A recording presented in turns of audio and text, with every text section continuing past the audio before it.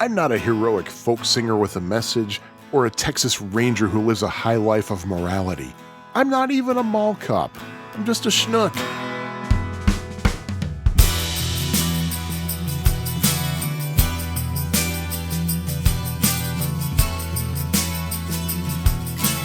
Hi. Thank you for tuning in to Chapter 2 of Autobiography of a Schnook. I'm Sean, your host as usual. Well, probably as always, because I guess I'm the Schnook. I don't know. But before I get any further, there's just something I really need to let out, and I'm going to apologize. This is going to be a downer. If you want to skip to the next several minutes, I totally understand. Just something that I have to get out, just something that mentally, emotionally, I have to just express, I guess. But if you heard the prologue of this podcast, you heard me mention that I'm married, no children, but a beagle. Well, unfortunately, that's not the case anymore. As of right now, we don't have a beagle, sadly. When was it? It was Thursday night, November, let's see, I'm recording this on December 2nd, so November 29th. My wife and I were taking a class at the Old Town School of Folk Music here in Chicago, as we usually do. We got home a little bit after 10. We opened the door, and just out of nowhere, there's Ruthie right there, our beagle, all excited to see us. She actually ran out the door. Oh boy, you're home. And then she ran back into the kitchen, and she couldn't make up her mind whether she wanted affection from me or from Lisa. She kept going back and forth, and I just said, okay, Ruthie, settle down. How about we go outside? Because she was way overdue for her nighttime walk. And so she's like, yeah, let's go outside. So I put her leash on her, and I walked her down to the first floor. We live on the third floor. And she went out into the courtyard, and there was a little mass of snow, and she walked into it and peed. And I said, all right, do you need to do more? You want to go out to the back? And she seemed to be like, yeah, let's go out to the back. And then she turned around. She's like, no, actually, I want to go back in. I was like, okay, you can do the rest tomorrow, I guess. And she was 13, 14 years old-ish. More about that in a minute. And lately, she'd been a little bit slow, kind of going up and down the stairs. Sometimes she'd need a little bit of encouragement or maybe a little nudge in the butt. But now she went straight up and she went all the way up to the third floor, which is unusual because the entire time we had Ruthie, which was about 10 years, she would stop at the second floor because she was a lazy dog. She was a lazy little beagle. She didn't want to go up all the way to the third floor. In fact, the day we brought her home after we adopted her and we were walking her home, we walk up the stairs. And when she gets to the second floor, it's like, okay, come on, Ruthie, let's keep going. And she's like, are you kidding me? But we went all the way up to the third floor. And just as I opened the door, I heard her yelp. And then she collapsed and she was kind of gasping. And she struggled to get in, and she just completely collapsed, totally limp. And Lisa and I were just kind of shocked. And Lisa said, do you think she's gone? I said, I really don't know. And I tried to feel for a heartbeat, but I couldn't really tell for sure if I was feeling one or if I wasn't. And she got on the phone with the emergency vet and explained what happened. She said, I don't know if she died or if she's just unconscious. And they said, well, bring her in. We'll do whatever we can. And we drove her over to the emergency vet, and we walked her in. And, I said, I really don't think I think she's gone. And the tech said, well, we'll see what we can do. She might just be unconscious. We might be able to do CPR or something. And they guided us to the room. And, a few minutes later, they came in and confirmed that, it was already too late. And they asked if we wanted to see Ruthie for a little bit. And my wife said, well, yeah, we'd like to. So they brought Ruthie, her body for all practical purposes out to us. And we just kind of sat there and talked. And, it was just, I was actually bracing myself for this day because I knew that someday we'd have to lose the dog. I mean, it's something we knew from the beginning. It's just nature, We had talked about how you only get a dog for a little while, and then it's time to say goodbye. And I guess we just weren't expecting it. Ruthie had always been really healthy. She was always in really good shape. In fact, her vet said on more than one occasion that she found the fountain of youth We don't know exactly how old she was. When we adopted her in 2008, we adopted her from a rescue called Brew, I think it stands for Beagle Research, Education, and Welfare, because my wife loves beagles. She always had her whole life. And Brew had approximated Ruthie's age at 4 years old. They knew nothing about Ruthie. She was collected from a shelter that had just received a whole ton of pets that were lost in floods from, there were some really bad storms in western Illinois and Iowa, and I think southern Illinois. And Ruthie was one of the dogs that they gathered from the outcome. And she wasn't chipped. They weren't able to locate whoever were her people. I don't want to say owners, because something that I learned being a beagle person is that you don't own the beagle owns you. But they couldn't locate her people, so Brew took her out of the shelter, and she was not in good shape. She was really rugged, and I guess she had a severe flea problem. So the foster from Brew nursed her back to health, cleaned her up, and her initial vet appointment after we got her basically confirmed, yeah, she was in really good shape. She was in good health. She had arthritis in one of her legs, though. And the vet agreed with the assessment that she was probably 4 years old, but possibly even 3, because I guess the way they check a dog's age is wear and tear in the teeth. And I guess the teeth looked like the teeth of possibly a 3-year-old beagle. Obviously, they didn't know the dog's name, so Brew gave her the name Ruth Ann, which she answered to right away, and she also answered to Ruthie. So that's usually what we called her. We would call her Ruth Ann if we were scolding her for something. But it's been a really tough 3 days for me personally. I'm really proud of Lisa for how well she's been handling it. She's been handling it better than I have, I think. But I'm trying to find positives in all this, and it's really not that hard, to be honest.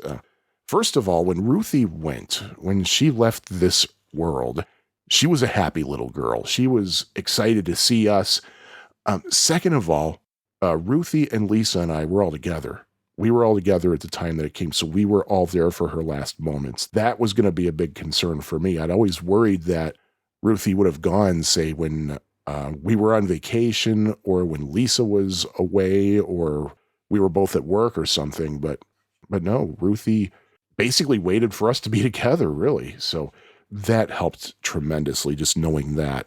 We got a lot of outpouring from friends and family, and it really meant a lot to us. It really helped. Like as we were there in the office with, Ruthie gone, and her body was in front of us, Lisa posted a message on Facebook that we lost her, and just every little response and every little reaction really made things a lot easier for us. And the people at the emergency vet, I forgot the name of the place, but thankfully we've only had to use them twice. And the second time was this moment, actually. But they were incredibly nice to us. They treated us really well. Can't say enough good things about them. The next night, that Friday night, we went over to the Horseshoe Casino in Hammond, Indiana, because Brian Wilson was doing a concert there. And if you've heard any episode of this podcast so far, you know that Brian Wilson is one of our musical heroes. And we both felt we really needed music more than ever. So we went, and truth be told, Brian himself was hardly present at all. He just pretty much sat there, hardly even opened his mouth. Frankly, I don't think he should have even been there, because he's obviously in severe physical pain. He had to be helped out on stage, and he was limping really badly. And he had just recently had back surgery because, well, apparently back problems run in the Wilson family, from the Beach Boys, of course. Apparently Carl Wilson had some back problems. Their father, Murray, had back problems. I think Carney Wilson has back problems, too. And at 76, a history of back problems isn't good for you, He was clearly uncomfortable. He hardly even opened his mouth the whole show. Like a lot of other people in the band kind of sang lead on a lot of the songs. He only sang complete lead vocal, I think 3 songs. But nonetheless, the show was incredible. The band was amazing.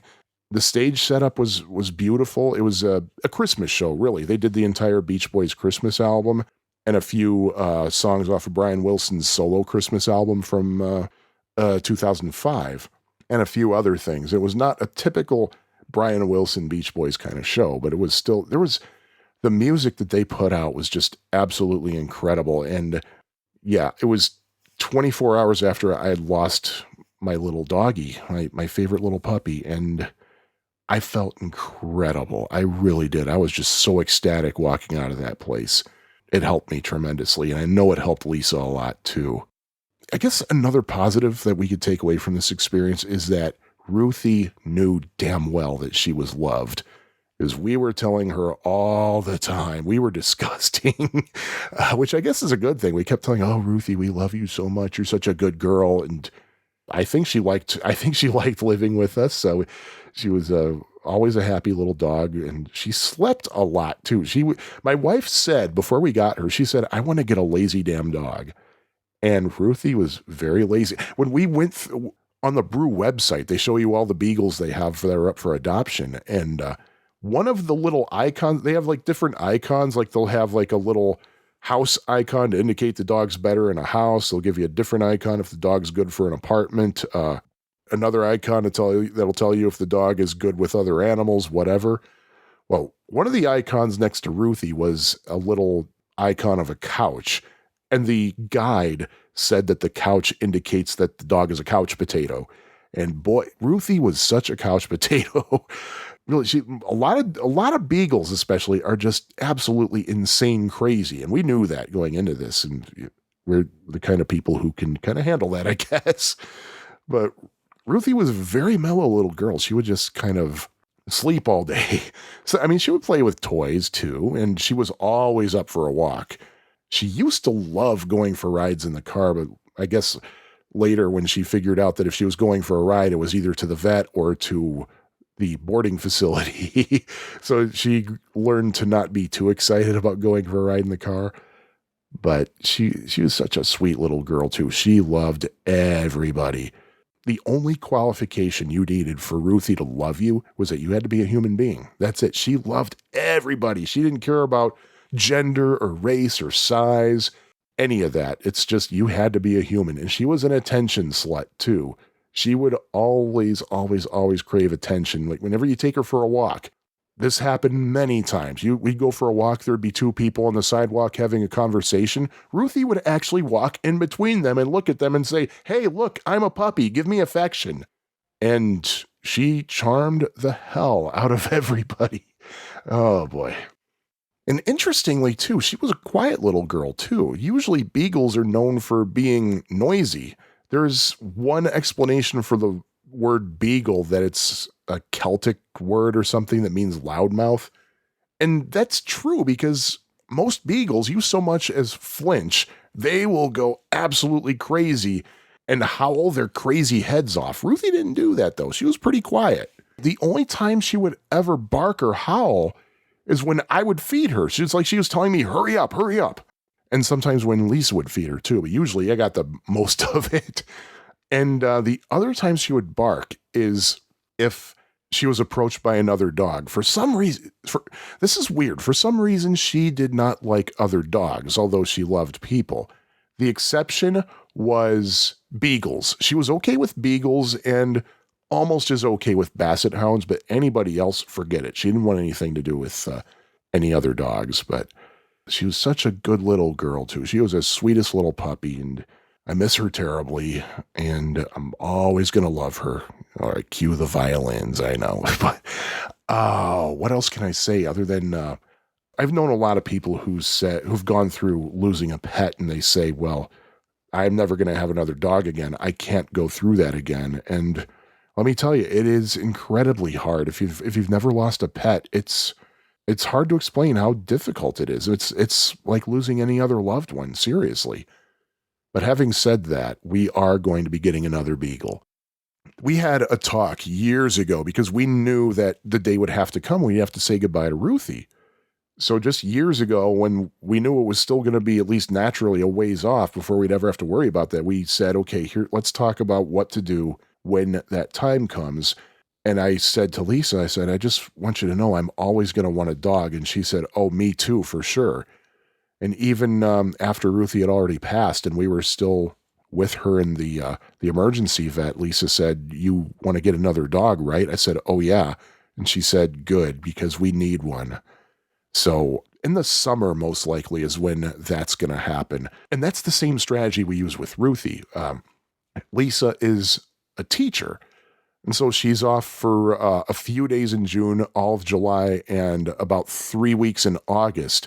So she'll be basically home a lot more.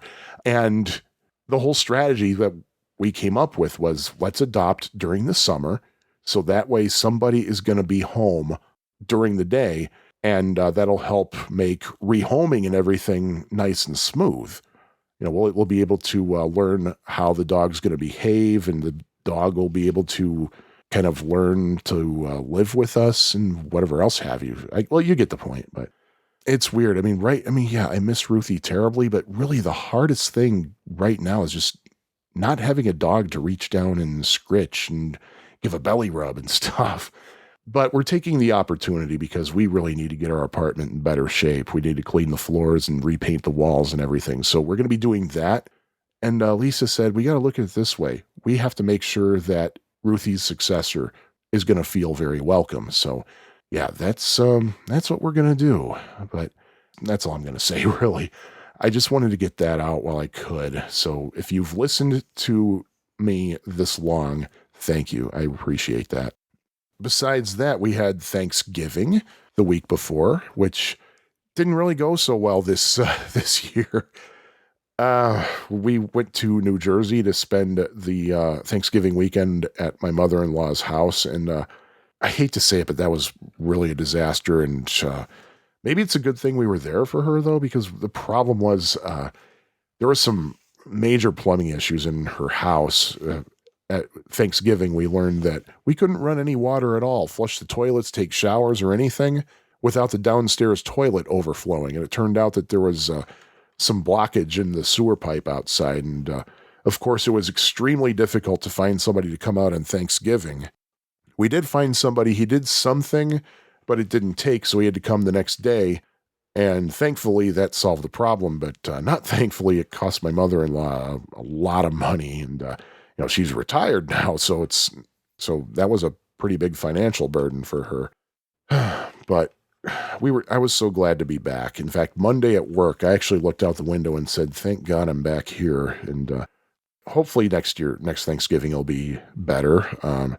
And of course, it was great to come home and see Ruthie. So that helped big time too. So yeah. And I told my wife, given that we had a crappy Thanksgiving and that we just lost Ruthie, I can't wallow in sadness and anger or whatever. I need to do something nice every day in December, and hopefully from then on, not just December. So December 1st, we went to have kind of a really super late lunch at Peace, which is a pizza place in the Wicker Park neighborhood of Chicago, and it's co-owned by Rick Nielsen from Cheap Trick. We love their pizza there. So we had a nice meal there, and we came back home and got comfortable. So I guess that was nice. And it's now December 2nd as I record this, and I enjoy podcasting, so I look at this as a good thing that I'm doing. I'm hopefully going to be doing more good thing today. But there we have it, and I'm just really glad that I have this opportunity to talk to you. Thank you for listening to this Schnooks life story. Now, having said that, since this is going into the holidays, and I say holidays not to derail Christmas or anything, but there are so many different holidays. There, like right now, there's Hanukkah going on. There's going to be Christmas. Some people celebrate Kwanzaa, so that's coming up. Boxing Day. New Year's Eve is coming up, and I'm sure I'm leaving some out that I'm not thinking of. So that's why people say happy holidays. It's not a war on Christmas. It's just to make sure that everybody's included. So that's the way I see it. But since this is going into whatever holiday you celebrate, if you choose to celebrate a holiday, what's a big component of holidays but shopping? So this episode, this chapter 2 of Autobiography of a Schnook, there's going to be a little bit of a shopping focus on it. I'll tell you about the malls that I knew as I was a kid and why they were special to me. I'll tell you about one particular thing that happened at one of those malls, and something really not shopping related at all, but it does kind of tie back to when I was talking about the night that our beagle had to cross the Rainbow Bridge, as it were. This was totally unintentional, by the way. I actually had this all planned out before any of this happened. But the music for Schnooks segment will be kind of related to something I was talking about with that. But in the meantime, let's learn about Sean's life with the mall.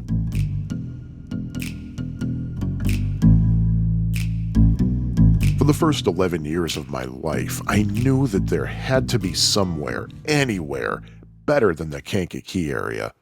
I was born at St. Mary's Hospital in Kankakee, the same place where my mom went through nurses training, during which time she met my dad. From then to the summer of 1986, I lived in Bourbonnais.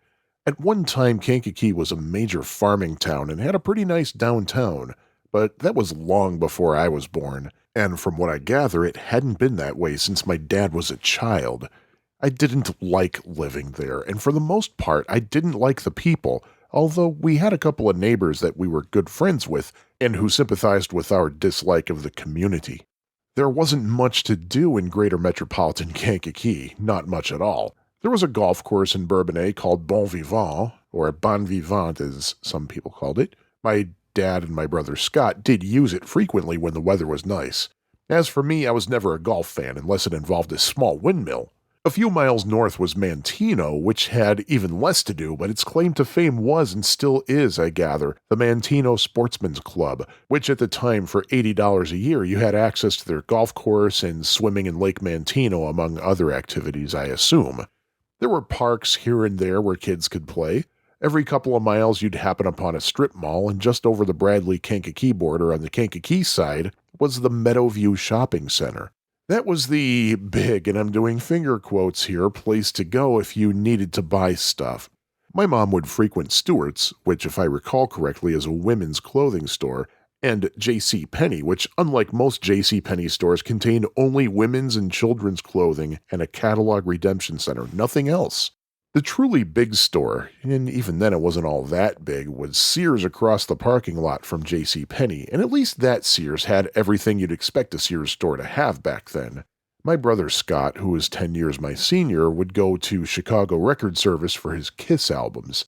Meadowview had a 3-screen movie theater, and for a time a video game arcade called Wizard of Games. Woolworth had a store in Meadowview, and I recall many times having a cheeseburger at the lunch counter. I seem to remember Meadowview had a Baskin-Robbins and later a TCBY. One of the few good things about the Kankakee area was actually right there in Meadowview, the Little Corporal restaurant, named after the Emperor Napoleon, of course. The Little Corporal had really good food. I would always have a cheeseburger there, and when they had chicken noodle soup, it was to die for. The light fixtures looked like colonial-era drums and bugles, so they really kept the Little Corporal theme going, although I don't think Napoleon was really considered colonial, but hey, we'll forgive him. But in the back of the restaurant, there was a cocktail lounge that also acted as an overflow dining room for the main restaurant. To this day, my mom tells me that Barry Manilow would play there before he hit the big time. The other restaurant I remember at Meadowview was Lum's Pancake House, which was eventually renamed Abner's. On one end of the parking lot near the cinema was a small office building that once housed my mother's dentist, whom she ended up suing eventually for malpractice. Interestingly, in that same building now is the radio station where I worked for 2 years, but of course when I worked there it was not anywhere near Meadowview, but that's a story for another chapter. So you probably noticed I spent a little bit of time talking about my upbringing in Kankakee County, but spent a lot of time specifically on Meadowview Shopping Center. For shopping, that was pretty much the only place to go. The Kankakee area didn't have a real mall at the time, and downtown Kankakee didn't have much, and nowadays has literally almost nothing. So what did Kankakeeans do when they needed to do some serious shopping? They'd take a 25-mile drive up Interstate 57 and go to the Lincoln Mall in Matson. I don't remember Matson ever having anything going for it besides Lincoln Mall. Everything in that town was either the mall or shopping centers and little strip malls that sprang up because of the mall. Lincoln Mall was so called because it was indeed a mall. Oh, and also because it was located on Lincoln Highway on US Route 30 where Cicero Avenue crosses. Once a month, we'd go to Lincoln Mall to shop how the rest of the world shopped. Usually on the way there, we'd stop at a Frank's Nursery and Crafts that was a few minutes down the road. My mom would get something for her garden, and she's always been into crafts. Depending on the weather, either we'd all go in for that half hour my mother would spend in Frank's, or my father, brother, and I would stay in the car and listen to whatever baseball game happened to be on the radio, even though I never really liked baseball. Sometimes my brother would excuse himself to browse in the music store that was in the same shopping center. Down the road from the mall was a Venture store. Those of you who don't know or remember what Venture was, it was a big box discount store along the lines of Target, except Venture also had a cafeteria. Sometimes we'd go there either before or after the mall, but those trips to the mall were exciting for a little kid who was trapped in Bourbonnais and wanted desperately to see the world. Look at all this stuff to do. Wow! And what's that off in the distance? It's the Sears Tower. You can see Chicago's skyscrapers. That means there's an exciting world out there just ready for me to conquer. Lincoln Mall had been around since shortly before I was born, so I guess you could say I grew up with it. Those years we went to the mall were, I consider, the golden age of malls. I'm sure anybody listening to this podcast could mark off what I'm going to say as part of a mall checklist, as I've heard similar stories of other malls in the country from other people. But here's how a typical day at the mall would be for the Courtney family. We'd park on the second floor of the mall at J.C. Penney, one of the 4 anchor stores. The other anchor stores were Montgomery Ward, Carson Peary Scott and Company, and Weebolt's. But because Mom grew up in Chicago, she has to make everything a possessive, so she called them Penny's, Wards, Carson's, and, Weebolt's was already possessive.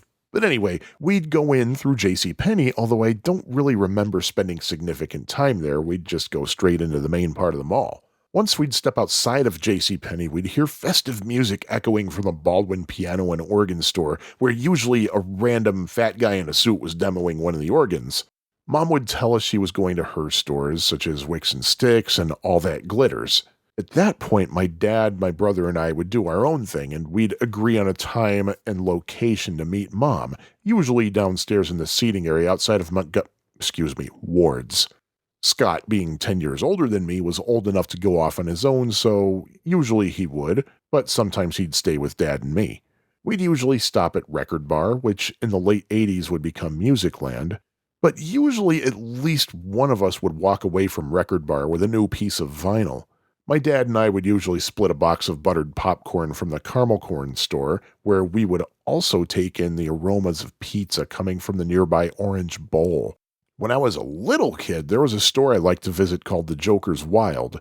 I don't know exactly how you'd classify it, but they would sell monster masks and they had one of those crazy mirrors. I loved that mirror. That's why I wanted to go to that store.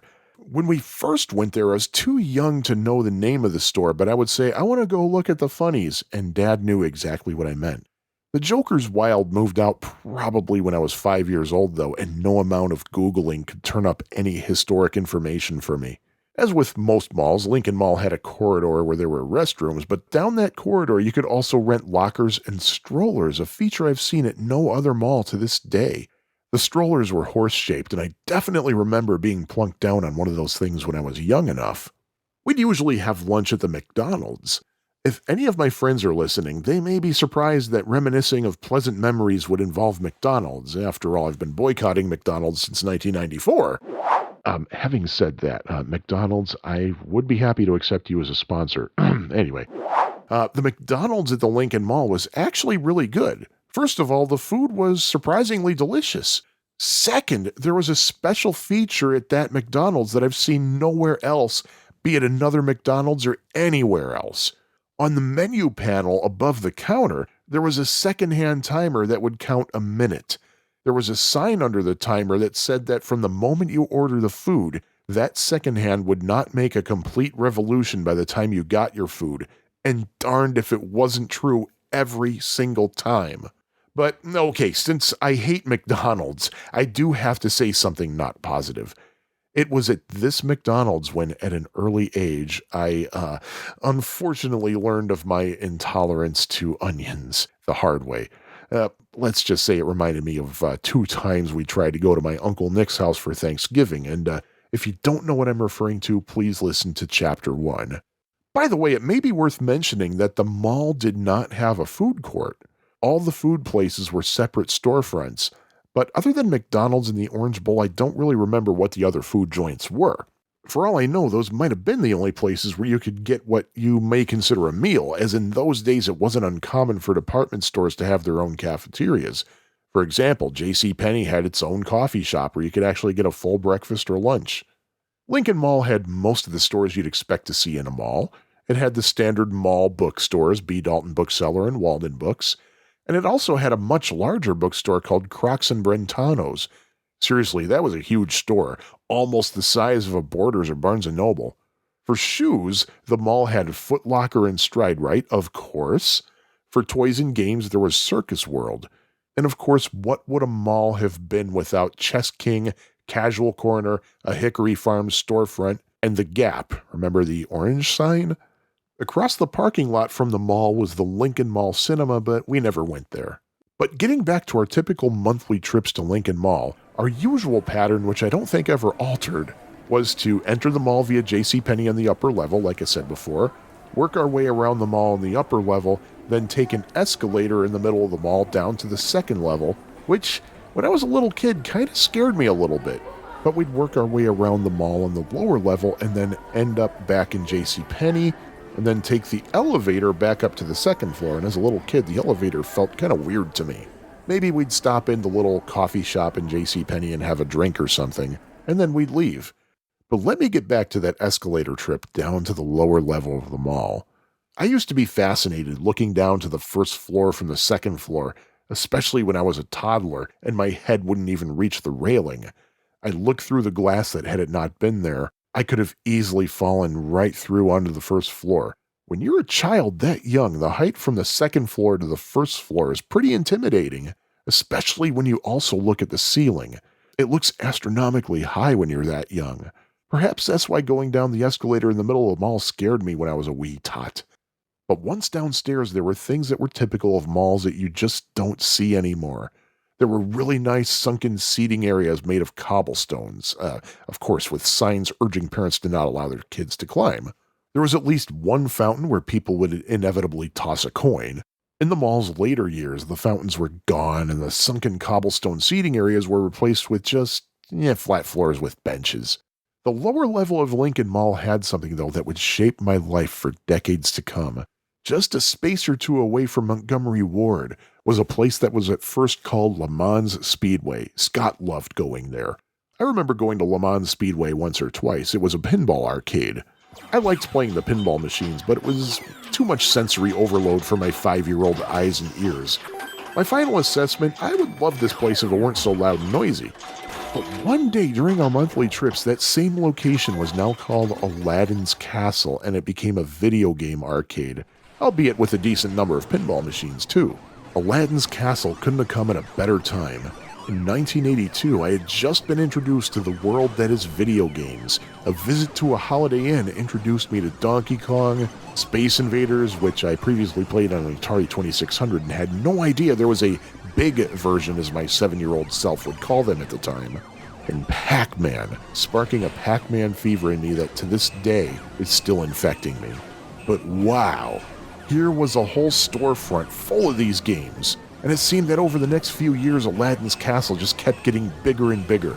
By the time it grew to its largest, it was actually rechristened Bally's Aladdin's Castle. Many who remember Aladdin's Castle at that mall will talk of the bumper car track that was in the back, but honestly, I don't remember ever a bumper car track. What I do remember is that in the room that apparently once housed those bumper cars actually contained a lot of those cocktail table style video games. In fact, that's where I first played Ms. Pac-Man. And eventually the cocktail tables were replaced by Neo Geo machines. I'm guessing the bumper cars were there when it was still called Le Mans Speedway. But wow, Aladdin's Castle was the highlight of our monthly trips to Lincoln Mall. Dad would give me $1, which at Aladdin's Castle would give you 4 tokens. But that was it, no more than $1. No extra quarters, no nothing, just $1. If my brother had a leftover token he wasn't going to use, or if I found a stray token on the floor, I'd be allowed to use it. But Dad made it clear he wasn't giving me 1 cent more for video games. It was always heartbreaking to lose my last life on whatever game I'd play my last token, especially if I didn't score so well. Then again, playing 4 arcade games once a month guaranteed that I would never score well at all. Lincoln Mall, however, was not the only mall where we could have shopped. When we'd visit any of my relatives, our route would take us through Orland Park, which was roughly equidistant from our home in Bourbonnais. The centerpiece of Orland Park was the Orland Square Mall, which opened in 1976. We drove past it for years before ever going there, but one day in 1983, we decided to check it out. Orland Square was a little bit bigger than Lincoln Mall, but as my dad said, definitely prettier. The anchor stores were Marshall Field and Company, Carson Peary Scott and Company, J.C. Penney, and Sears, or as my Chicago-born mother called them, Fields, Carsons, again, Pennies, again, and, Sears already had an S at the end. Orland Square also is a 2-floor mall, although Marshall Field actually had 3 floors. There were a lot of stores that Lincoln Mall also had, such as Record Bar and those 2 little bookstores, B. Dalton and Walden Books. There were some additional stores as well, such as Music Land and a jewelry store that, as far as I can tell, was exclusive to the Chicago area and called Bailey, Banks and Biddle. Interestingly, Music Land eventually bought out Record Bar, which meant that for a time, Orland actually had 2 Music Lands in the same mall. There wasn't a caramel corn store, however, but Dad and I carried over our popcorn habit anyway and got a box at the Sears candy counter. And whereas Lincoln Mall had a Baldwin store and also a Wurlitzer store, Orland Square had Ortegara's Musicville. One thing Orland Square had that Lincoln Mall never did was a food court. The food joints in the Orland Square food court, I think, were unique to Orland Square because I've never seen them anywhere else. There was the Great Potato Company or the Great Potato Factory, I don't remember exactly, but it was the Great Potato something or other. There was also Whistle Stop hot dogs. If you liked Chinese food, you could get some from Charlie Chan. I don't remember the other eateries except mine of choice, Burgerville Junction. I've always loved cheeseburgers, so that's where I gravitated. Burgerville Junction had a train theme. The menu items were named with rail terms and potential station stops. The menu item I would always get was called Cheeseburg. There was even a model train traversing a track built around the counter. I remember back then my condiment of choice for French fries was mustard. And when I asked for mustard for my fries at Burgerville Junction, it wasn't those little packets of mustard. Instead, they would hand me a little paper plate with a pool of mustard on it with a diameter slightly more than that of a silver dollar. But as with Lincoln Mall, Orland's movie theater was across the parking lot, and again, I don't think we ever saw any movies there. If I'm not mistaken, the movie theater is actually now inside the mall, and the building that used to be the movie theater is now part of Robert Morris University. Orland Square offered some different features from what I was used to at Lincoln Mall. For one thing, unlike with Lincoln Mall, instead of a skylight in the ceiling was solid, but underneath the ceiling, the wall had panels of glass that would allow the natural light in. As with Lincoln Mall, there were escalators and regular stairs dividing the 2 levels, plus a ramp. A ramp! How cool is that? And perhaps the coolest feature was what I heard one of Scott's friends talk about before. An elevator in which you could see the cables above the elevator car. That was way cool. Yeah, that's a common thing now, but really, when you're that young, you find that overly fascinating. But Orland Square was missing something very, very important. It had no arcade. After our first visit to Orland, my brother swore he went down every wing on both levels of the mall, but nope, no arcade. Oh, please, I thought. Orland's bigger than Lincoln Mall. It's gotta have an arcade. Back at school, one of my classmates said, yes, it does have an arcade. I said, oh yeah, then what's it called? Wizards of War, he said.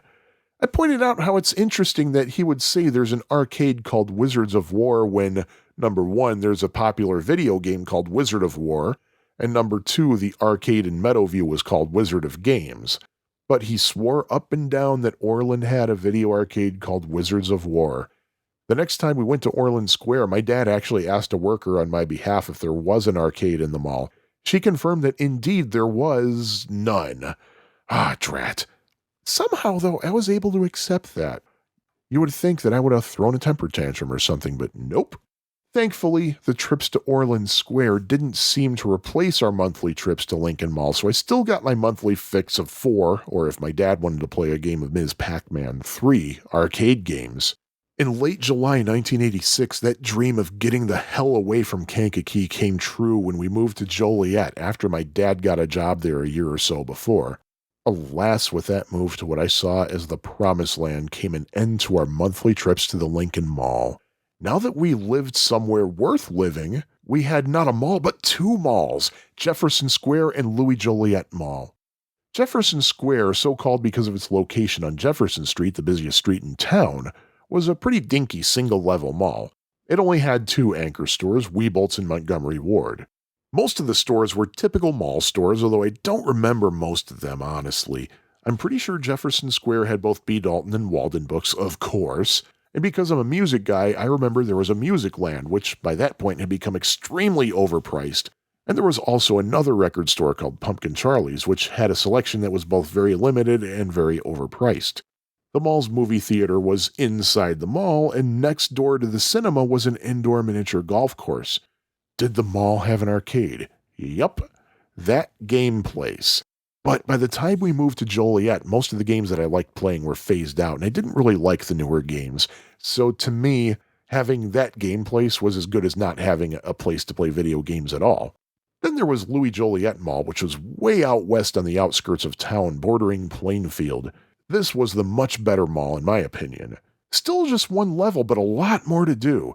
There were 4 anchor stores, JCPenney, Marshall Field, Bergner, and Sears. Now, say it with me, my mother always called them Penny's, Fields, Bergner's, and Sears. The Bergner chain would eventually be bought out by Carson Perry Scott and Company. There was and still is, I believe, a food court. I remember it containing a McDonald's, A&W, Sbarro, and Taco Bell. I know there was a Chinese place too, but I don't remember the name of it, nor do I remember what else was in that food court. But near the back of the food court and just outside the food court was Aladdin's Castle, woohoo! But it was a very small Aladdin's Castle, at least compared to the one at Lincoln Mall, and it didn't have the Bally's name attached to it. And sadly, in terms of selection, it was basically that game place, but with 1 or 2 token classics. But still, in my opinion, it was a much better mall than Jefferson Square, although many disagreed with me. You may have heard Chris Rock once talk about how every locale had 2 malls, the mall where white people went and the mall where white people used to go. Jefferson Square fell into that second category, well, except it wasn't the mall that white people used to go, but pretty much everybody. There was a huge decline in shoppers at Jefferson Square after a gang shooting happened there sometime in the early 90s. So they tried to spice things up by renaming it the Wilderness Mall. Strange name for a mall in a pretty large city that's far from any wilderness, so why was it called the Wilderness Mall? Because a renovation added some wildernessy decor. Oh, there's that red line again. Shut up, red line. Wildernessy is a word. Its centerpiece was a huge, fake plastic redwood trunk in the middle of the mall. If anything, that helped the mall die sooner than it would have otherwise. One time during my brief radio career, the station was doing a giveaway, and it was up to the air talent to determine how to give away the prizes during their shifts. When I was on the air that weekend, my contest was this. Name all 8 of the businesses still present at the Wilderness Mall.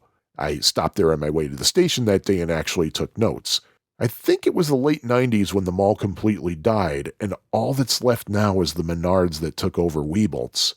Sadly, that Chris Rock statement also applied to what was my locale from the day I was born until that July day in 1986. The 2 malls for my locale, Orland Square and Lincoln Mall. Lincoln Mall really started to decline, partly because of its lack of a food court, apparently. Occasionally we'd go back to that mall after moving to Joliet, but it was just sad to see it resemble nothing like what I remember. Aladdin's Castle shrunk significantly each time we went back. In fact, sometime in 1997, a couple of friends asked me to meet them at Lincoln Mall just to hang out after work one Friday night. Aladdin's Castle now no longer even had a name. It was just a storefront that was literally wide enough to have 2 aisles of video games, all of which were either beat-em-ups like The Simpsons and Teenage Mutant Ninja Turtles, and, let's be realistic, they're the same game, just different graphics, or one-on-one fighting games along the lines of Mortal Kombat. Little by little, Lincoln Mall literally shrunk. At least 1 or 2 anchor stores had folded, and when the mall couldn't replace those stores, those wings of the mall just closed permanently and were demolished. Due to various circumstances, a judge ordered the mall to completely go out of business in 2015, and 2 years later the mall was demolished save for Carson Perry Scott and Company, which the mall itself didn't actually own. But even then, Carson's went out of business in early 2018, officially making Lincoln Mall 100% dead. Now, Matson doesn't really have anything except car dealerships and a megachurch. Sure, Orland Square still exists, but it's not like it once was. A lot of the charm about it that I loved in the early 80s has been replaced with banal whiteness that makes it look no different from any other mall. The ramp was taken out at some point, and the food court no longer has those unique eateries. So in a way, my Orland Square also is dead. I think the death of the mall actually happened in the 90s. That's when one mall wasn't much different from the next. I think it really occurred to me when I visited the Mall of America in Bloomington, Minnesota in the fall of 1992. Largest indoor mall in the world? Sure, but that's all it was, just a large mall, a 4-level mall. The 4th floor consisted entirely of movie theaters, and through the rest of the mall there were multiple occurrences of the same store, so you wouldn't actually have to meander the entire mall to go to a particular business. So, what's the point? Well, of course, they also had Camp Snoopy, which is fine if indoor amusement parks are your thing. But other than that, it's a big mall with nothing you can't get in any other mall. Sometime in the 90s, the Northfield Square Mall was born.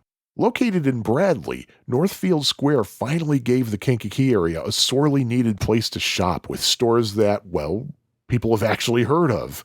I've been there a few times, but hey, it's a 90s mall. There are only 2 things I remember. First, the food court had a Taco John's, which I only recently learned exists outside the Kankakee area. But at least when I was a kid, Taco John's claim to fame was they'd give kids free tacos for A's on their report card. Limit 2, if I recall correctly. The other thing I remember was a small statuary that I can't believe actually got past whatever approval processes were in place. I have a picture of it, and I will absolutely link it in the online bibliography at schnookpodcast.com. You know, it's kind of funny. When malls were all the rage, they were blamed for the death of the downtown. By nature, malls were designed to be on the outskirts of town. Case in point, as I said before, Louis Joliet Mall was built on the far side of town, right on the town's border. Before that mall, the hot spot in town was Chicago Street downtown, where all the major department stores once were. The purpose of shopping malls was to make it easy for people who live off the beaten path to go shopping without having to trudge all the way downtown hoping to find a place to park for a reasonable price.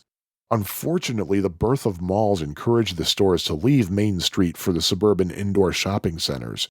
But here we are now, mourning the deaths of the malls we used to know, as downtowns are rebuilding. Sad exception, however, being downtown Joliet, which is practically abandoned these days. The malls that exist now are pretty much all the same. They seemingly all have the same stores that cater to teenagers, especially girls, with not much variety at all. So yes, the mall as I knew, during what I consider the golden age of indoor malls, is dead. Rest in peace, mall.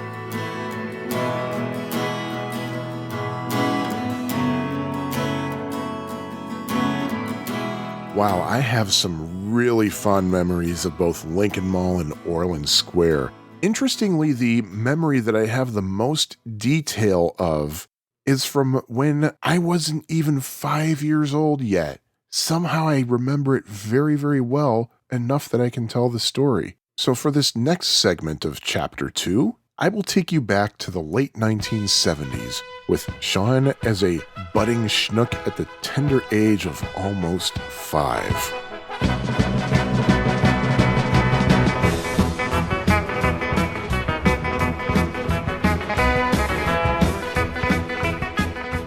A tradition for David Letterman was that on his last show each year before Christmas, Jay Thomas would be one of his guests and would tell his famous Lone Ranger story. If you've never heard Jay's Lone Ranger story, I strongly urge you to look it up on YouTube. It's a classic Shaggy Dog story with a wonderful punchline. I'm not going to tell the story myself. Instead, I have my own Lone Ranger story, but I confess that it's not quite as classic. In the summer of 1979, my parents had learned that the Lone Ranger would be making an appearance at the Lincoln Mall. They made a huge deal about going to the mall so that I could meet the Lone Ranger. Only problem is, I had no idea who this Lone Ranger character was. It was August 1979, about 2 months shy of my 5th birthday, when the Lone Ranger would be there in person to sign autographs, and I would be there to meet him. My mother went off to do her usual shopping, while my dad took me to the Lone Ranger's line. Again, I need to emphasize, I had zero idea who the Lone Ranger was or why my parents made it a big deal for me to meet him. It came close to my turn to meet the Lone Ranger. My dad bent over to talk to me and said, "Now make sure you say to him, 'I see you on TV.' Once again, I'm perplexed. I never saw this guy on TV, ever. Nonetheless, when it was my turn in line, I dutifully said to him, as my dad told me to, 'I see you on TV.' The Lone Ranger said something to me in response, but I don't remember what. I'm pretty sure it was very friendly, though. He gave me an autographed picture, and I was on my way. Of course, I did eventually learn who the Lone Ranger was, and my thought always was simply that whom I saw was just a guy in a Lone Ranger costume. Big deal. Now, let's flash forward to the 90s. I'm in college, specifically the College of St. Francis in Joliet, Illinois, where I was living. I didn't live on campus, I still lived at home at the parents' house. It was only a mile away, so why live on campus? Anyway, that's neither here nor there. But one day I was cleaning out a junk drawer, and I found 3 peculiar autographs from my childhood. One was a Mickey Mouse autograph I got when I was maybe 4 years old. Mickey's autograph? Garbage can. I also found an autograph from Eric Jackson. Who is Eric Jackson? Well, one day, most likely in 1984, my dad took me to a place called the Carriage Lane Mall, which was either in Bradley or Kankakee, I don't remember. It wasn't a real mall per se, just basically a warehouse full of random vendors. In one of the vendor areas, there were breakdancers and a Michael Jackson impersonator. That's what my dad took me to see, a Michael Jackson impersonator. His name was Eric Jackson, and he was signing autographs. Why did I get an autograph from an impersonator? No freaking clue. To Sean, God bless you, Eric Jackson. Nice sentiment, but not from anybody worth a dime. Eric Jackson's autograph? Garbage can. Then I found the autograph from that day in August 1979 that I remembered so well, but I remembered simply because I was getting an autograph from someone I didn't know from Adam. It was signed The Lone Ranger. There was no indicator that it was the Lone Ranger, Clayton Moore, nor was there any contact information for an agency of record for whoever this guy was in the Lone Ranger costume. It just supported my belief that my parents took me to a mall 30 miles away to meet a guy dressed as the Lone Ranger, just as you'd see a guy in a Santa Claus costume, or of course, a Mickey Mouse character actor. Confident that I had an autograph from a guy in a Lone Ranger costume, the autograph photo of, well, whoever was wearing the Lone Ranger costume, garbage can.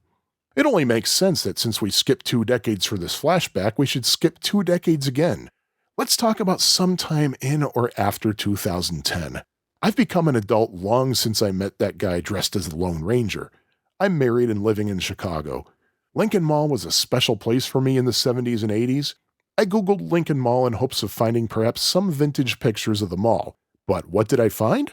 A blog entry or two talking about that day in August 1979 when the Lone Ranger was at the Lincoln Mall, complete with pictures. And what's more, it turned out it was Clayton Moore, the real Lone Ranger. Not the only or original actor to play the Lone Ranger, mind you, but the definitive Lone Ranger. And I had thrown out an autographed picture of Clayton Moore. To this day, I'm at a loss as to why he signed the picture of the Lone Ranger and there was no mention of Clayton Moore anywhere, not even on the back, and no contact information for his agent. Can you blame me for not believing it to be the real thing? If you're interested in a Lone Ranger autographed picture from August 1979, it's probably somewhere long covered up in a garbage dump in Joliet. Happy hunting! Oh, and where do my wife and I live in Chicago? Just a few feet away from the alma mater of one Clayton Moore. We take our dog to defecate on the lawn where Clayton Moore went to high school. That certainly adds insult to injury after throwing away his autographed picture. I offer my apologies to the late Clayton Moore. Mr. Moore, wherever you are, I sincerely apologize. And since that fateful day in 1979, I actually have seen you on TV.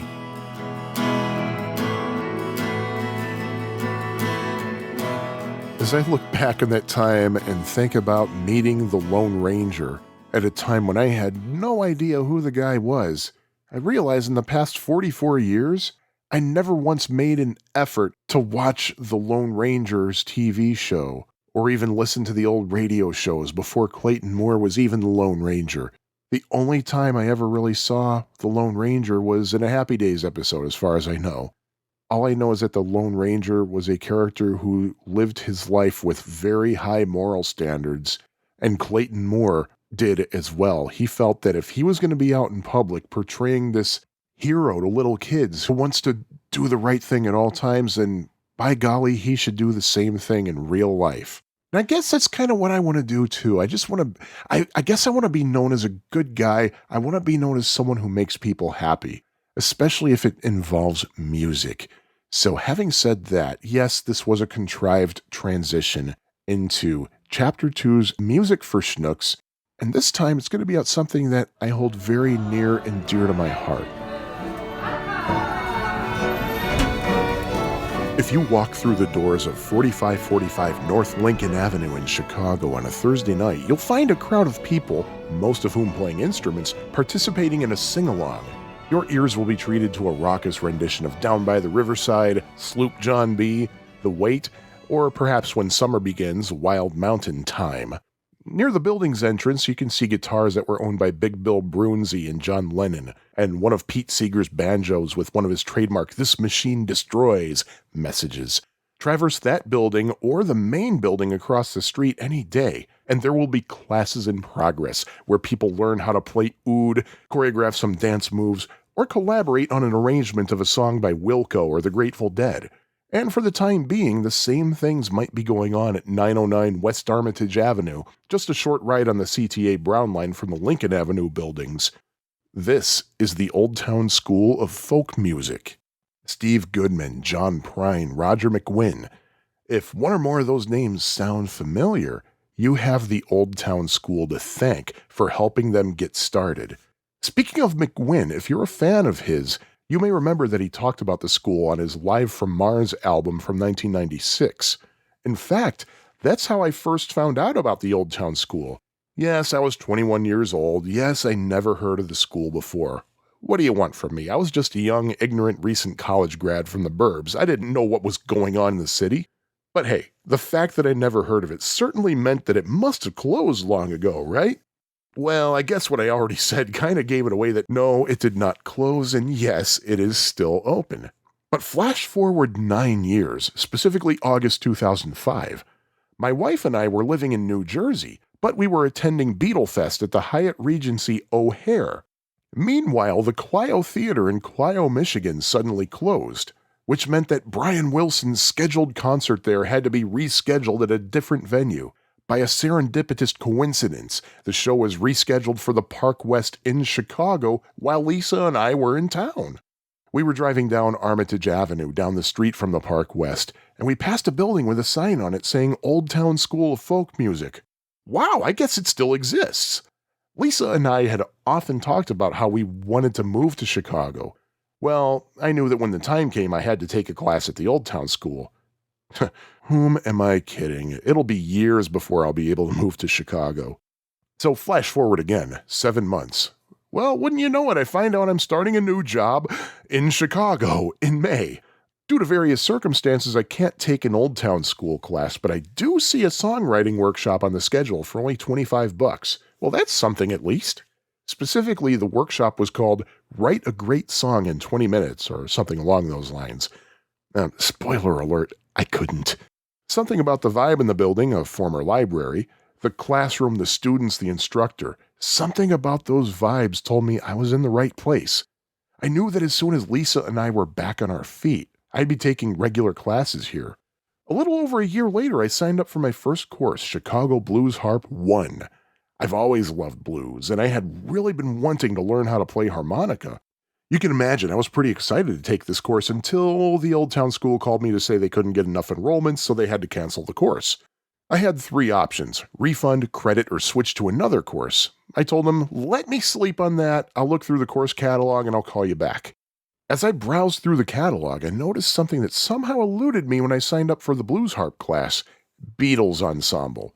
In short, a bunch of people get together and play Beatles songs. Cool.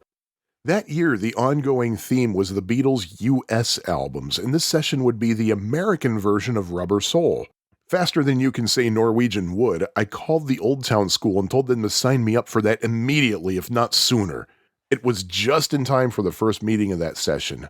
My acoustic 12-string and I arrived in the basement classroom and met Steve Levitt, the instructor. Steve is your classic aging hippie. Long gray hair and a ponytail. He's a deadhead. In fact, he looks a little like Jerry Garcia now that I think about it. And the kicker, he graduated from Kent State. The man is a legend at the Old Town School. And he's a really nice guy, too. He was very welcoming. And I learned quickly how seriously Steve takes the Beatles, as he should. Keeping in mind that we were doing the American version of Rubber Soul, he made us do the 2 false starts and I'm Looking Through You, which are found only on the US stereo version. And for those of you who don't really listen to the Beatles or you're just casual listeners, here's what I'm talking about. On the song I'm Looking Through You, as it exists in England, the Beatles' home territory, and the official Beatles catalog, their official canon, here's how I'm Looking Through You starts.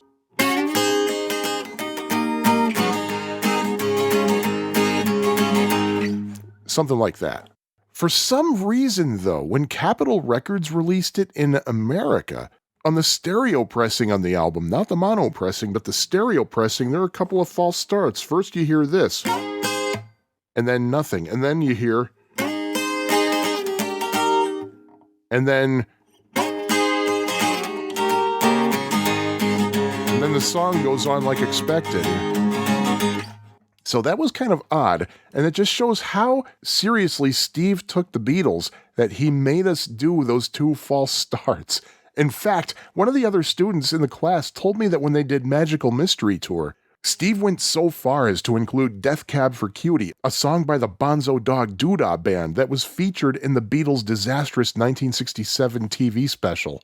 I only did 2 sessions of Beatles Ensemble. Mainly because it was too crowded. A lot of people enroll in that class. We're talking 20, possibly 30 students. What was the point if there were so many people I couldn't even hear myself? My memory fails me as to what I signed up for next. It might have been the Chicago Blues Harp class I wanted before, and it was taught by Greg Gabor, who I believe is no longer at the school. The first thing I learned in that class was how hard it is to blow a single note cleanly on a harmonica. You have to develop an embouchure that involves either puckering your lips tightly enough so that air only goes through one reed, or using your tongue to block the surrounding holes. Bending the note was a new challenge too. It involves even more embouchure, and in my case, jamming and bending the tongue against the comb of the harmonica. Of course, I also learned some history of blues harp and the importance of Little Walter Jacobs, Big Walter Horton, Sonny Boy Williamson II, and George Harmonica Smith. By the way, if you've never heard of Walter Horton, he's the harmonica player performing with John Lee Hooker in the movie The Blues Brothers. Stories of Walter's miserable attitude are legendary. One story that I heard was that a teenage fan found out where Walter lived on the south side of Chicago and decided to drop by Walter's house to see if he could get a lesson. This kid procured a bottle of liquor because he knew that a bottle of liquor would be the only way he could get Walter's attention. So he went up to Walter's house and rang the bell. Walter answered the door. "What do you want, kid?" Our friend the teenager handed the bottle of liquor to Walter, who immediately grabbed it. "Can I get a lesson from you?" Walter replied, "Sure, kid. Here's your lesson. Take your harmonica and go like this. There's your lesson." That was Chicago Blues Harp 1. There was also a Chicago Blues Harp 2 class, but Greg advised us to skip right over to 3, because 2 was just a repertoire class. So I did just that. I skipped over to Blues Harp 3, which Greg taught.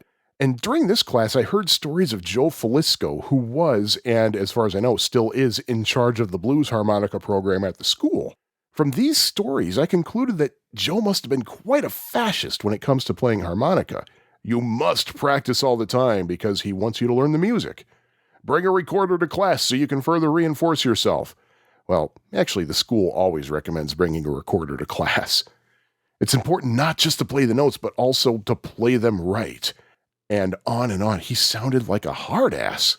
So after I took a few rounds of Chicago Blues Harp 3 with Greg, I signed up for Joe's class and found that he was Well, not the dictator that I thought he would be. He was seriously a nice guy and very encouraging, very complimentary, but the man clearly knows what he's doing.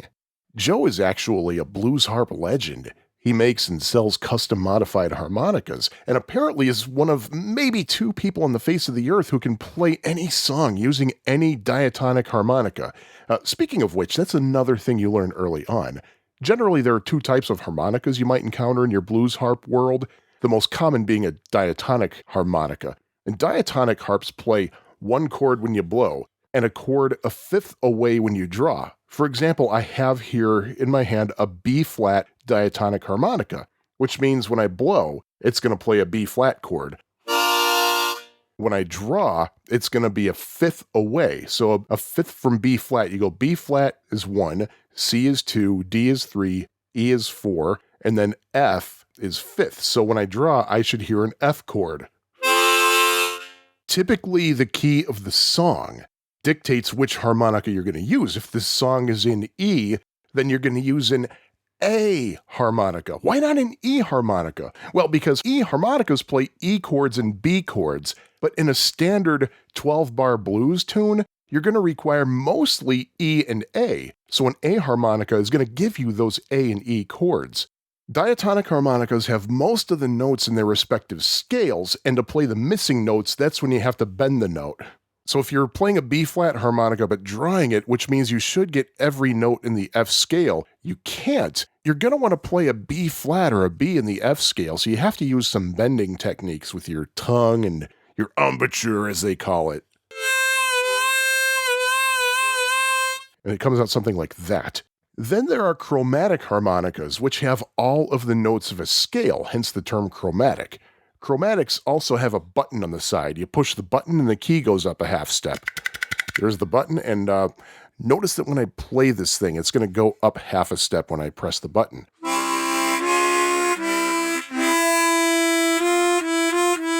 And with the button on a chromatic harmonica, you can get some really interesting effects of, say, a suspense trill, like something like...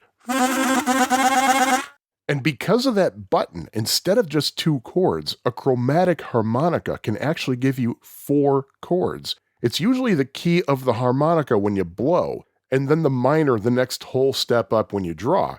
And of course, the button sharpens everything by a half step. For example, the chromatic harmonica that I have in my hand right now blows a C chord. And when I draw, it's going to give me a D minor.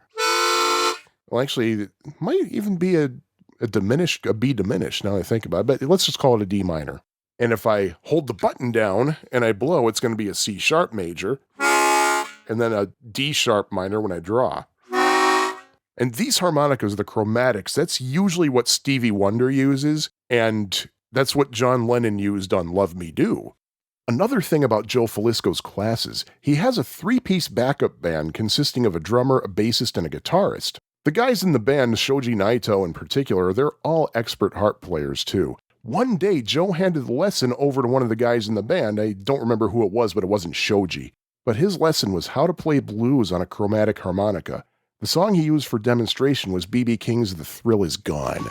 He handed out a harmonica tablature and he pointed out how on the top of the page there were some directions that you could tell the band if you're going to play the song.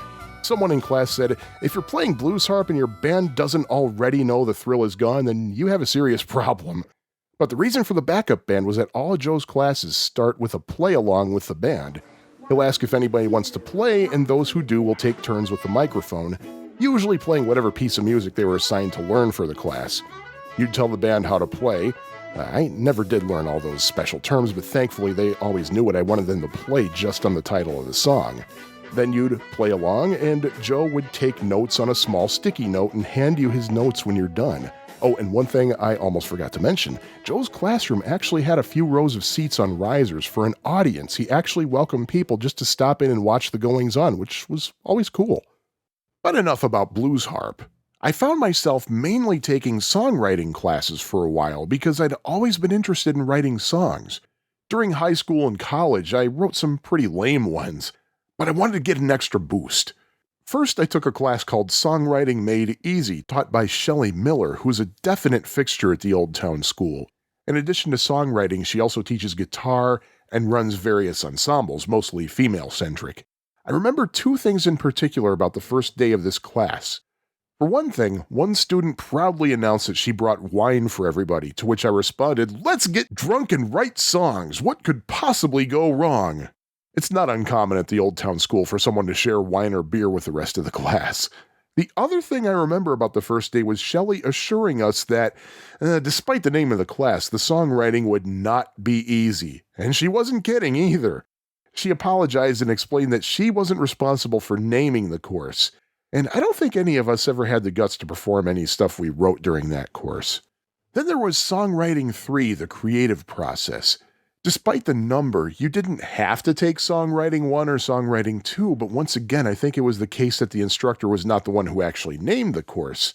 Said instructor was Sue DeMel, who is absolutely a wonderful instructor. I took her class probably 6 or 7 times because she had a way of getting people to really go deep down inside and get that creative muse that's dying to get out. Sue's exercises were incredibly useful. For one, she'll have people go home and choose 3 photographs completely at random and do a song that tells a story connecting those 3 pictures. Another one of her assignments was to literally take an existing song and write a new song based on those chords, but in reverse. That one gave me a song that I'm proud of that was, well, influenced by Ruthie the Beagle, and it will definitely be included in a future edition of Music for Schnooks. And the final assignment in Sue's class was always the same. Taking what you've learned from this course, write the best song you have in you. I must have done something right the first time because when I first took Sue's course, every week she was pointing out to me how I kind of missed the point or missed a lot of opportunities. But the last night of class, as she puts it, the best song you have in you, Sue's mouth dropped and she gave me a big hug afterwards. The songs that I wrote that I'm the most proud of came out of her classes. Now, I've been playing guitar since I was not quite 13 years old. I was self-taught. I learned from an instruction book I found along with my dad's acoustic guitar when I was home alone and bored one day. Something I found out years later was that being self-taught really does yourself an injustice. It was kind of driven home when I applied to be a guitar tutor one day, but I was turned down for the job on the spot because I didn't know things like pentatonic scales, still don't, and I couldn't explain how I would improvise given a certain key. The guy who interviewed me said, "Well, you definitely know how to play, I just heard you play, but you don't know how to teach. Do yourself a favor and take a lesson, and a whole new world will open up that you never knew existed." With that in mind, years later I took Bob Goins' guitar fingerboard theory class at the Old Town School, and just the first day really opened my eyes. There's actual technique I never learned. For example, you want to assign each of your 4 non-thumb fingers. Yes, the thumb is considered a finger, look it up. Assign each of your non-thumb fingers 4 adjacent frets and keep your fingers on those frets unless you need to move your whole hand to a new position. Whoa. The idea was that when you play riffs and solos, it might sound like you're moving your fingers all over the place, but it looks like your hand isn't moving at all. What I learned truly was eye-opening, just as I was told when I was turned down for that guitar tutor position. However, despite all the cool stuff I learned in Bob's class, I'm still a mediocre player. I never learned how to fingerpick properly either. Fingerpicking is this kind of thing you do. You kind of play broken chords one note at a time, kind of alternating from high to low.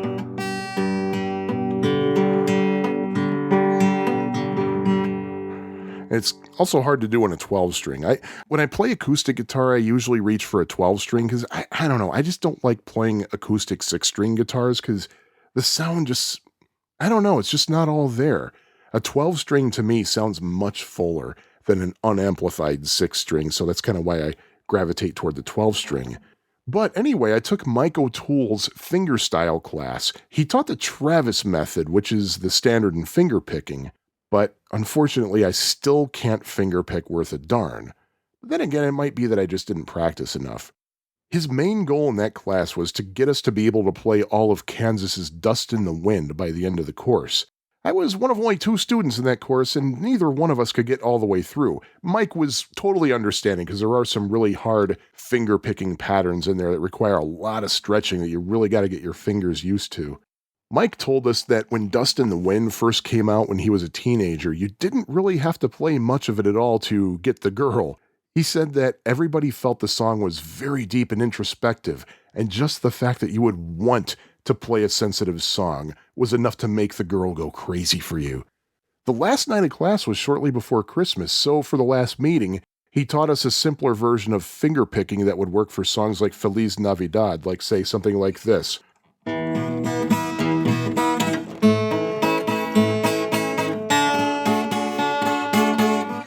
So much easier than trying to alternate your fingers like something like this.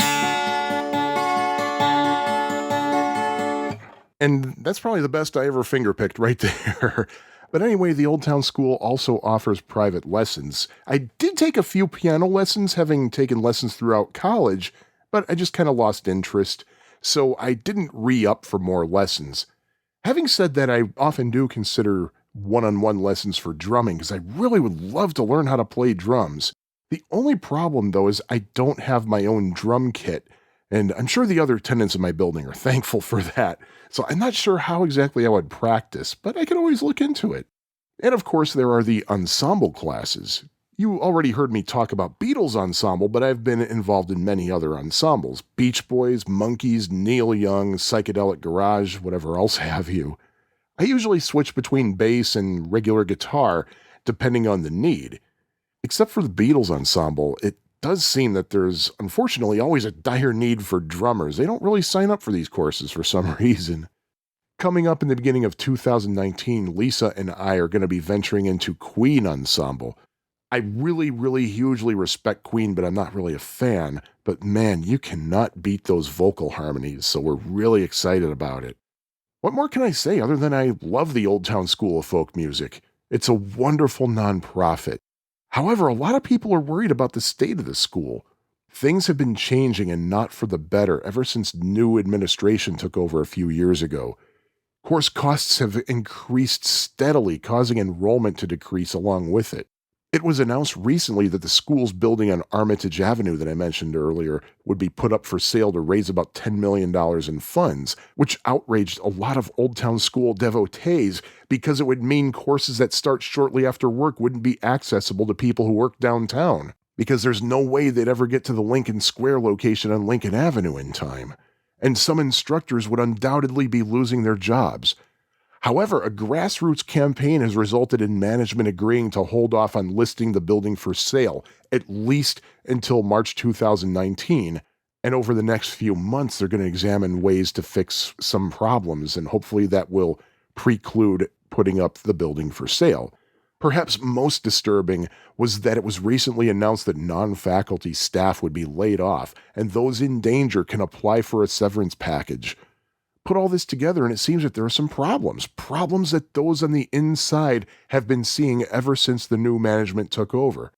Of course, the powers that be deny that the announcement of selling the Armitage location is related to employee layoffs, but gee whiz, people aren't buying that line. Can't imagine why. So, yes, people are concerned about the fate of the Old Town School. Personally, I'm not worried at all. Is it possible the school could close in the near future? Sure. But having said that, the Old Town School of Folk Music has built up a strong community over the decades, and if, God forbid, the school ever does close, I don't think it'll be long until it or something similar is back in operation. If you live in or near Chicago and music is important to you, check out the Old Town School and sign up for a course or workshop, attend concerts or one of the many festivities you're likely to see going on, such as First Friday. Try not to be inspired, and try not to make lasting friends.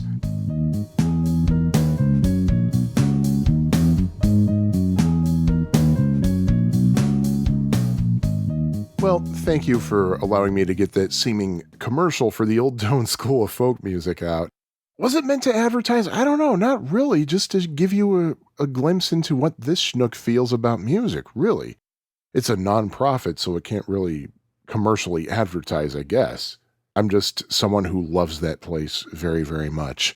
I'm going to admit I feel partly embarrassed about this. This is an actual advertisement here.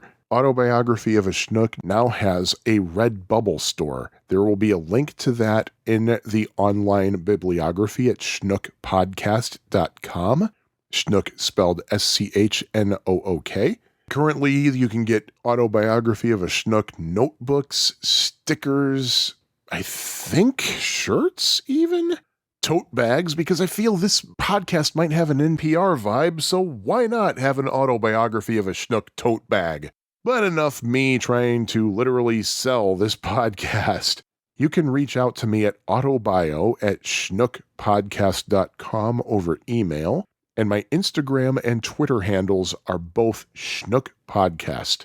You can also find me on Facebook, facebook.com/ you guessed it, Schnook Podcast. I was originally planning for this to be the only episode of December 2018. However, I realize that's a lot of negativity in this episode, from my beagle passing the Rainbow Bridge to the possibility of losing the Old Town School. I want to end the year on a happy note. So I'm going to do another chapter of Autobiography of a Schnook. And given how close to Christmas it's going to be, you better believe there's going to be a lot of Christmas in it, a lot of happy Christmas stuff. So thank you all for listening, and I also thank Lisa for her undying support and encouragement. And I also thank Amy Goodchild for keeping me honest about my Orland Square recollections. So I'll talk to you all again in a week or two, give or take. And always remember, the good goes around.